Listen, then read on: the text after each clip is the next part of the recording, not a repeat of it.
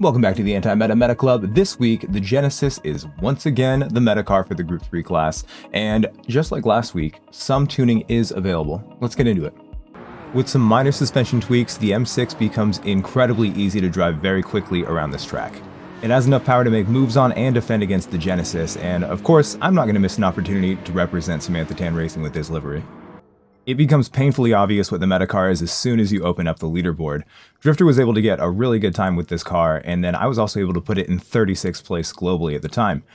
The Porsche and the McLaren are also really good options, but I do think the M6 is the best thing that you can use if you're not going to use the Genesis. I want to give a big shout out to Damien for giving us the settings for this car, but also, please everybody, join me in wishing him a happy birthday.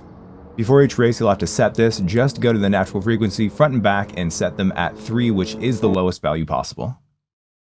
The first braking zone comes directly after the pit wall ends, here on the left, right where these two lines intersect. Stay very heavily on the brakes as you begin to turn in, making sure that you avoid the grass, but also stay to the left of the dotted line. I want you to focus on continuing to decelerate as you're tucking the nose closer and closer to the apex, and you want to hit this clipping point right on the other side of the wall that you can't see from where you first started to turn in. You're going to need to be really gentle on the throttle. As you can see, I had to make a few corrections. If you can avoid those corrections, you're going to end up with a lot more speed. Full throttle up the hill, and please take note how I followed the curve to the right just a little bit before turning in late going up the hill to the left. Notice that I don't start turning for this right-hander until I get past the marshal on the left. Avoid this inside curve and continue turning beyond this crest right here. At the end of the access road here on the left, right where these two lines intersect, is your braking zone. Quickly get to third and trail brake, making sure you hit this clipping point and get on the throttle as early as you can as you're touching that curb. I was a little too aggressive and understeered a little bit off the track. That cost me about a half a tenth right there, if not more. It's a short track, but the final section makes it really complicated. Stay fully on the throttle as we go to the right, just barely riding the curb, and as we turn left, we're going to lift and then just barely get on the brakes as we get to the sand there on the left. Use very gentle pressure so we can continue steering, and then full brake as we get to the end of the curb on the left. Start turning in, but continue to decelerate before we get to the curb on the right. Dip to first gear for rotation, then back up to second gear, making sure that we're aiming to exit all the way on the blue portion of the track. As long as your tires don't go all the way onto the blue, you should be totally fine. And of course, if you touch the sand, you're going to lose all your momentum.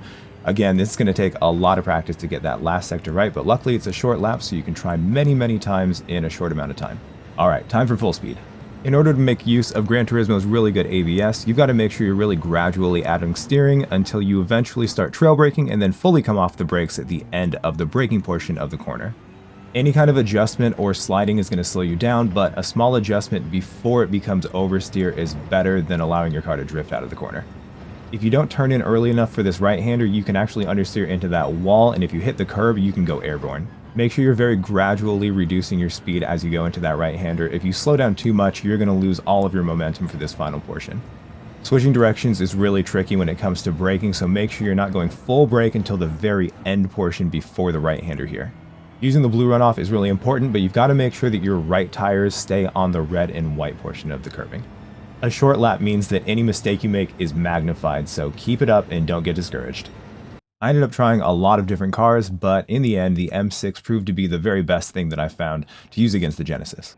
The Porsche handles amazingly, and so does the McLaren, but both of them, especially the Porsche, really suffer when it comes to top speed on the long straight. This is one of those races where a pit stop is required, but a tire change is not required. However, in a rare circumstance, I do suggest changing your tires, and I suggest doing it between laps 8 and 10, or maybe even higher if you're using a car that has really high tire wear. The M6 can definitely survive without an issue if you pit on lap 8, which is a little bit earlier than you'll see a lot of other people doing. I also suspect that it could potentially pit on lap 7 or even before if you're really good with tire preservation. If you've done this race, you probably know that it's absolutely chaos. Because of the really close walls rather than a lot of runoff area for a lot of these corners, and because of the elevation changes, things get really crazy really quickly, and you'll find that a lot of people are colliding with each other and with the walls in probably every single race that you do. The first corner is really slow, especially considering how fast you're going to be going and how narrow the corner is compared to the straight leading into it. All the cars have different braking capabilities as well as different top speeds and acceleration, so you're going to find a lot of people entering the corner, exiting the corner, and in the middle of the corner going various different speeds. There are really only 3 big braking zones on this entire track, and you're going to find that the accordion effect is happening on each one of them. When a car in front brakes, the car right behind is going to have to brake a little bit earlier, and then the car behind that is going to have to brake earlier still, and that can go on for as many cars are in a line.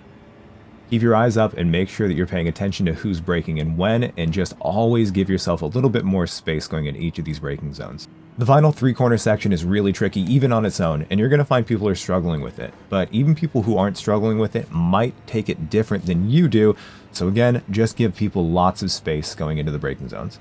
As you can see, I was actually way too cautious at the beginning of this race, and so the pack had already gotten away from me, but because of the accordion effect and because of so many people jockeying for position on every single corner, I was able to catch up pretty quickly. If you find yourself side by side with someone going into this corner, just give them the position. It is definitely not worth trying to go side by side. I actually don't think I've seen a single person successfully go side by side with someone, and I've ruined multiple races because I was really stubborn and I thought that I could make it happen. Most corner sequences are pretty simple when it comes to giving other people space, but because of the elevation changes and the speed, it makes it really difficult to predict what the car is going to do if you're even slightly off of your normal line. High chaos races like this also have high attrition rates, so despite the fact that we haven't actually put any moves on anyone, we're up 4 positions on the 2nd lap, and these are really short laps too. Jumping forward to lap 5, we still have not put a single move on anyone, not made a single pass, and we're up to 7th place. As I mentioned before, a few different cars do work well for the race, but one of the reasons that I chose the M6 is going to be really clearly illustrated here. The Porsche and the Aston in front both have really similar qualities. They can handle really well, and they've got good acceleration, but when it comes to the top speed, especially with the length of this straight, that's where they really suffer.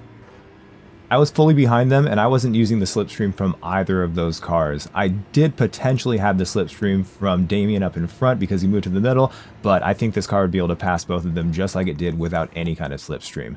Now, this little thing right here, this was just a mistake from Rod, and he does actually give me the position back fully later, so no harm, no foul. I'm not mad at Rod whatsoever. We're going to jump ahead again, but I wanted to show you how incredibly powerful the M6 is, and that's really the main reason that I chose it. It can handle just like these cars, but it also has enough power to push past them on the straight. Usually, I would do an undercut with a car like this. It has really good tire wear, and even if it didn't have good tire wear, I'd still want to do an undercut because it's just one of my favorite moves when it comes to racing from the back. But traffic kind of dictated that it probably wasn't the best idea to pull off an undercut in this specific race. I actually think I forgot to go in the pits.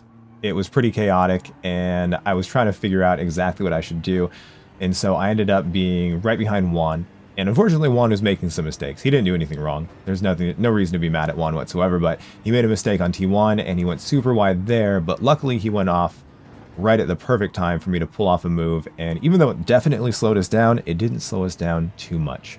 I thought he was going to battle a lot going into the final section, but it was at this point he just lifted, and so it was pretty easy to get in front and stay in front at this point.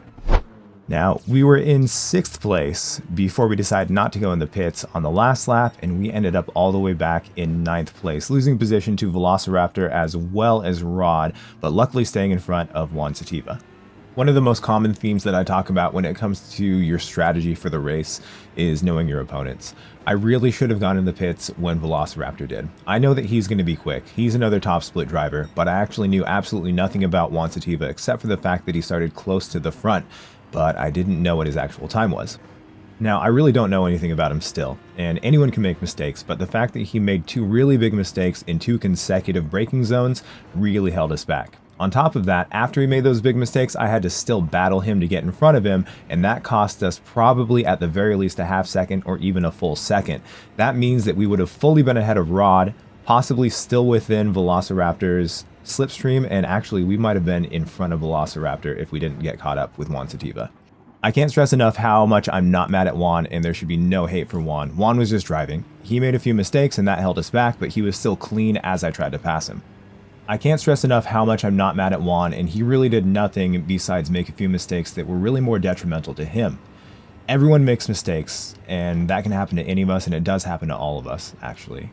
But more importantly, he was really clean when it came to me trying to take the position, so he, again, did absolutely nothing wrong.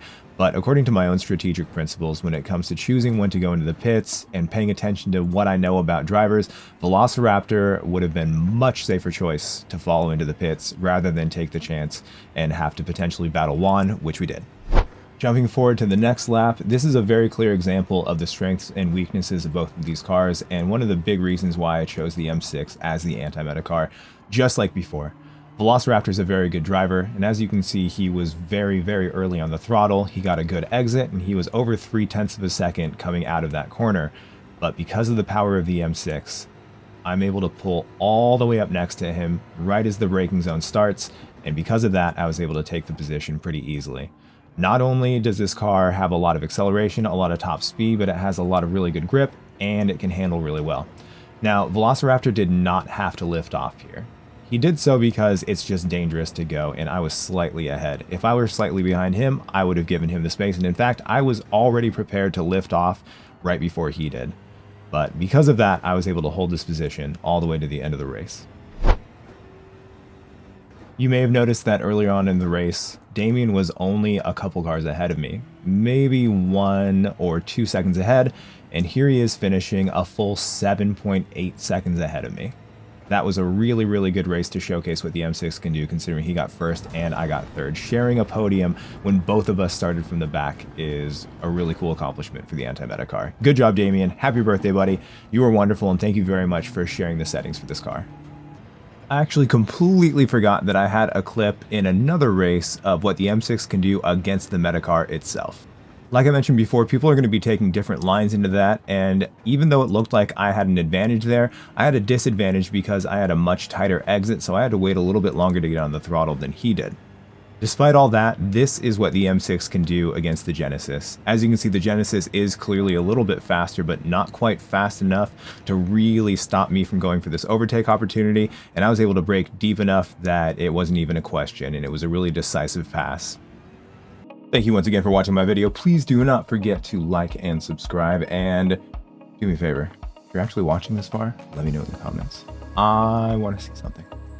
Thank you.